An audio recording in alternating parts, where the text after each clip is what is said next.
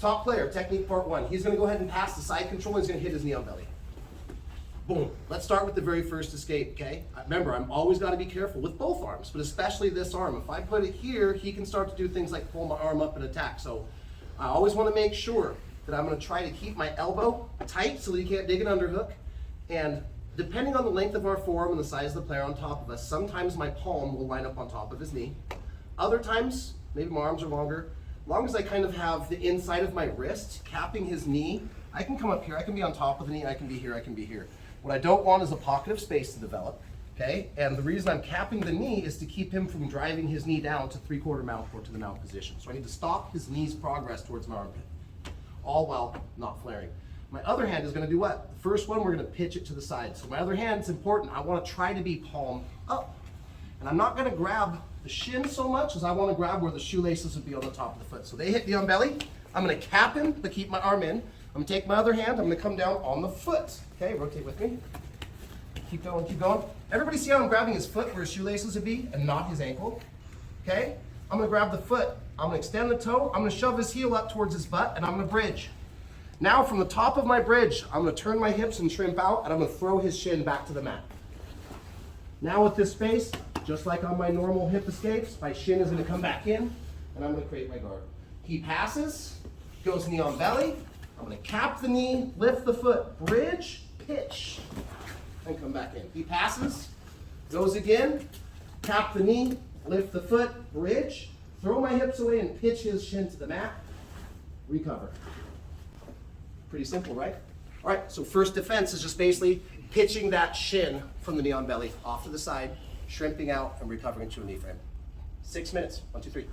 Okay, so should look, let's show a couple different angles. Go ahead on this side. He's gonna pass, he's gonna go to knee on belly. I'm gonna do the same thing. Elbows tight so they can't take advantage of the onside arm bar or any of the other attacks on my far side arm. Elbows tight. Cap the knee, lift the ankle, I'm still gonna bridge. The only thing different is at the end, I'm not gonna pitch his shin to the side and shrimp away. I'm going to keep the knee where it's at and just pivot the foot back. So I'm still lifting the foot, still capping, still keeping my elbows in tight. I'm gonna bridge, and now this leg is gonna go straight, loop under, and I'm gonna take his toe and shove it back. Now I'm gonna come over the heel and I'm gonna squeeze, okay? Normally, if I wanna go back to a full position, reset from a normal half guard or to full guard, I'm gonna start to feed this knee down. But today, once I feed the ankle up and in, I'm still gonna leave this here, so again, they can't advance, and guess what? See all the space? In order for him to be hitting knee on belly points, he can't have his knee on the ground. There's gotta be a frame. So from here now, I'm gonna keep feeding the knee down with one hand. I'm gonna hook under, and I'm gonna push his knee down as I pull him on top of me.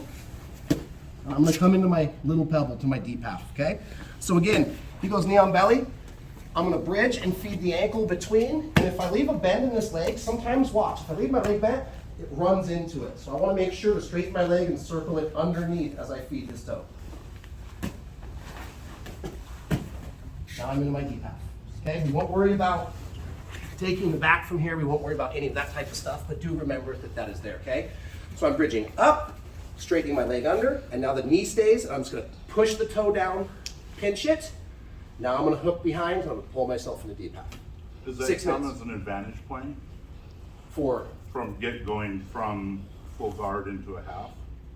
counting from going to a full guard into half? Yeah. No, if the player on top hits me on belly for 1/1000, and now I counter, they will actually pick up an advantage. Because they hit a point scoring criteria, but they did not hold it long enough to get the points. Therefore, advantage. But that's only an advantage scoring tournament, right? Submission only, no points, don't gotta worry about it. Points only, no advantages. But in things like the IBJJF or Oregon Open, something that does count advantages, he will pick up an advantage. Okay, 6 minutes, 1, 2, 3. All right, technique part 3, knee on belly. We're gonna be using another counter and feeding him into our half guard, going right into our deep half, and then with deep half, we're either gonna take the back, or if he plays back, we're gonna go with our sweep. So I'm capping the knee, elbows in, pull him up, I'm gonna grab the foot, I'm gonna bridge and lift, circle my leg underneath, I'm gonna come up on top and I'm gonna hook. And I'm not just gonna leave my knees straight, I like to hook over the top and trap this ankle. I'm still gonna be controlling the knee. Once I let go of the foot here, after I have fed the leg, I make the transition, I pull my hand out, I hook under the knee. Now I'm gonna kick my leg straight, feed the knee deeper, pull him into my deep half. From the deep half, I'm pushing his weight onto his hands. If he doesn't push back, I'm gonna use my shoulder to pop the head, climb the back, hit my seatbelt, okay?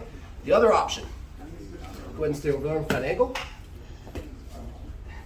Same thing, I'm gonna feed and go into deep half. I push him forward, he goes to push back.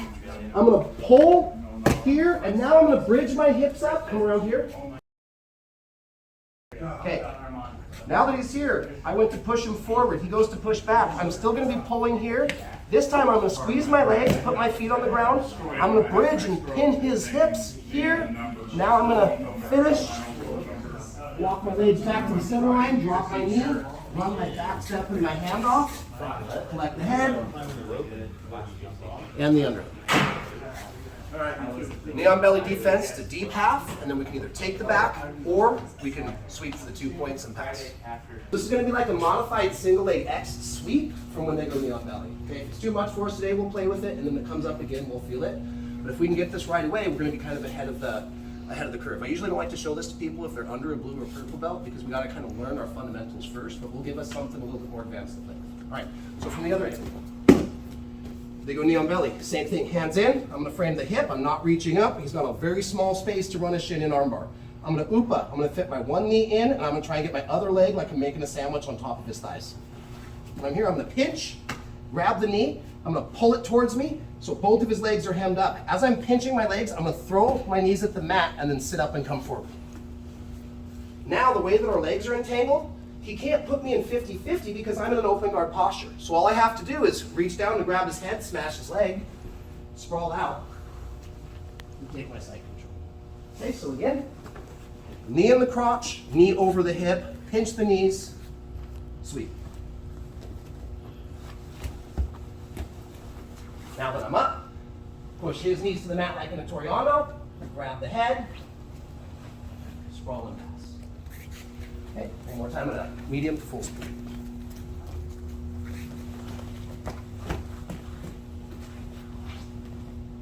All right, play with it, feel it, there's a little bit of momentum there, but as long as we keep a good knee pinch and then throw my knees to the mat and sit forward, we're gonna lock his legs in a way where they can't retain it.